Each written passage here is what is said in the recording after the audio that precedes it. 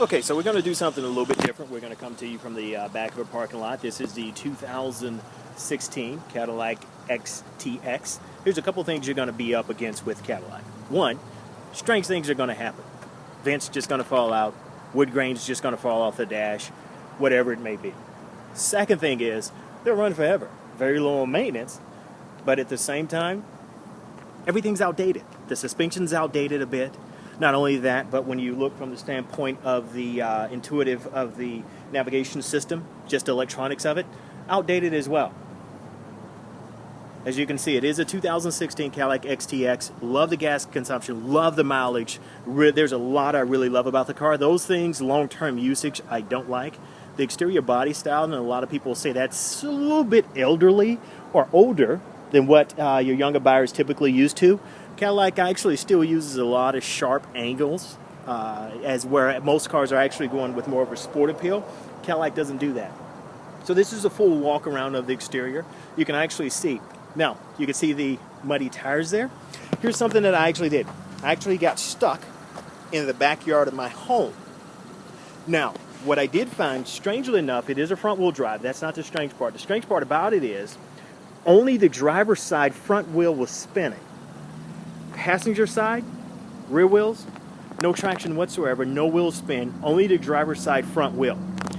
A couple things I actually love about the exterior. You can see the lighting from the front here.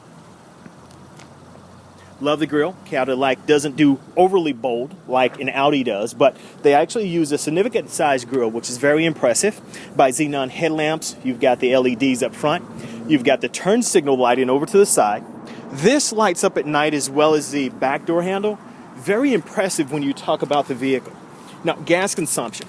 You're actually going to be 22 to 28 miles per gallon on the highway. I got right at around 30 miles per gallon. Something else that's actually quite impressive when you look at the vehicle. Let me straighten this back up for you. You can actually look for 53.9. You're actually getting a number of different items there.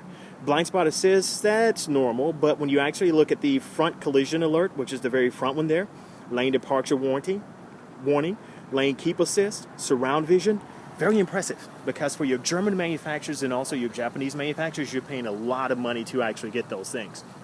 2016 model, so I'm showing you the newest of the new. Couple things about the interior. Now I'm just kind of open up, and this one we have a passenger. Hey passenger, how are you? Now, just going to give you a quick walk around. Back seat. I like to sit comfortable. So my seat's primarily all the way back in a lot of ways, but as you can see, a lot of room. Something you don't particularly get unless you go up to the larger models of the Germanys and your Japanese and your German counterparts. Couple things. I'm going to pull the trigger for the trunk area, and also for that's the parking, sorry. Going to pull it for the hood. So I'm going to show you both of those. Now, trunk area, a lot of trunk for this size. This is going to be more of a mid-size. I actually have two 16-inch tires in the back and an inflatable bed. But as you can see, I have more than enough room. And if you go in depth, you can see there again, going all the way up to the back seat. A lot of room in the trunk area for the vehicle, which is very impressive. You can see the rear lighting. If I let the trunk down, you can see the installation while the trunk is up. Everything actually here as well as here. And if I let the trunk down, you've got your rear view camera tucked in. In addition, third brake light, everything looks very nice. Uses a Bose sound system. Bose is a very nice, very impressive, intuitive sound system to use. I don't understand why a lot of people overlook Cadillac in order to go with your Japanese-made products. They're both Tier 2 luxury here in America. But when you look, very nice. Now, you'll notice my hands. They are a little ash. But I was playing in baby powder before I actually started this. No, it's just joking. There again, if you go back to the tires, that's what I was doing to actually pull the vehicle out. Speaking of the tires, let's do the hood first. So if we walk back around, just going to quickly pop this. They did a very nice job. Most of your manufacturers will have everything actually covered now. They're using a V6 engine. I find to be adequate enough. Now, the only thing I hate about it, it's hesitant. Very hesitant. It's using a larger engine than some of the other guys, but it's very hesitant when it comes to the drive. If you can get past that, you've got a lot of luxury. I can't. When you go to the interior, Very nice finish. You can actually see from the trim, to me, a touch better than the Lexus. A little bit softer, very comfortable seat. You can see the extension on the seating offers a little bit more leg support. Everything is actually very well cushioned. 2016 model, 1,800 miles. You got a little wear and tear on your seating. You can actually see here, 1,800 miles. A couple of wrinkles, discoloration, there and there. That's something you're going to get outside of your German manufacturers. Now, if we go to the interior, closing the rear door, like the wood grain, they didn't overdo it. I would have liked to seen a little bit more along the dash area. Something I love about Cadillac, hop in. So if you're behind and you're in the cockpit, let's turn the music down, which you can do from the steering wheel. Everything's very well illustrated along your dash. And you can control some of the items, as you can see, right along the front here. It gives you all the basic items on the right side. As you can see, telephone, which is pretty standard among cars now, but the thing I really love, all this is actually touchscreen. So if I actually said, hey, making a telephone call, I can go to my speaker system, and if you're tuned into a direct channel, you can actually hit tune. I'm going to go back so you can see that. You can hit tune directly in the middle, and you can tune to your exact station. Now, something else I can feel is actually the vehicle lifting up as we're sitting, so the suspension is adjusting. Something very nice and lovely about Cadillac, but at the same time, something very costly. But even if you're going to your navigation, very well done. Everything's very well illustrated on how to control it, where the controls are. You've got your climate control here on the bottom.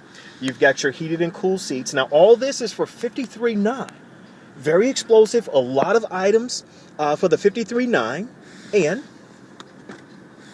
a lot of very nice touches you have with Cadillac. There's your iPod and your connectivity and everything there if you want to connect the iPod or really get into and sync everything to the navigational system for Cadillac.